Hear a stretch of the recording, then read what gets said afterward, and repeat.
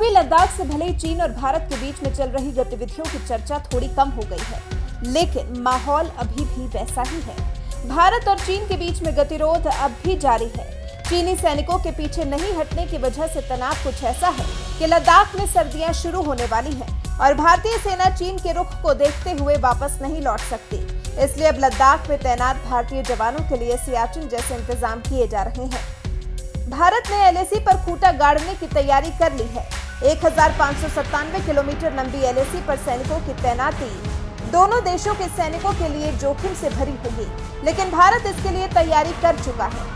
फैसला लिया गया है कि लद्दाख में तैनात जवानों को सियाचिन में तैनात जवानों की तरह अत्याधुनिक उपकरण दिए जाएंगे।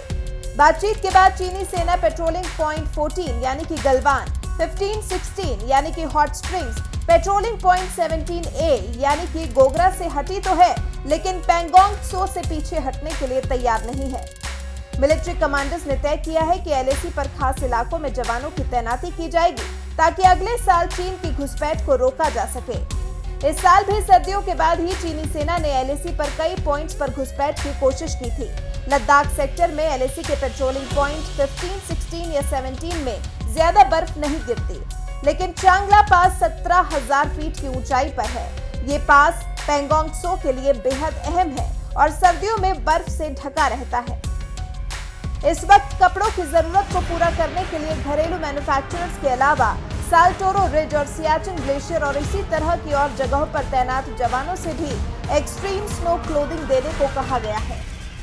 सियाचिन में भारतीय सेना इन हालात के लिए तैयार रहती है क्योंकि वहां हमेशा बर्फ होती है, तो वहां भी जो igloo, semi hemispherical domes, down parka, snow goggles, boots और ग्लव्स इस्तेमाल हो रहे हैं, उनकी तरह के सामान तैयार हो ही रहे हैं। साथ ही सेना ने अमेरिका, रूस और यूरोप के दूतावासों में तैनात अपने डिफेंस अटैचे से भी गर्म कपड़ों और स्नो टेंट मैन्युफैक्चरर्स की पहचान कर इमरजेंसी में खरीद के लिए तैयारी करने को कहा है। तो जब तैयारियां इस स्तर की हो तो चीन को समझ जाना चाहिए कि नरेंद्र मोदी का भारत है जो अपनी 1 इंच जमीन भी चीन को नहीं दे सकता। भारत चीन को अपनी संप्रभुता के साथ कोई खिलवाड़ नहीं करने देगा। भारत की तैयारी जीत की पूरी है। अब तय चीन को करना है कि उसे अपने आगे का कदम क्या लेना है।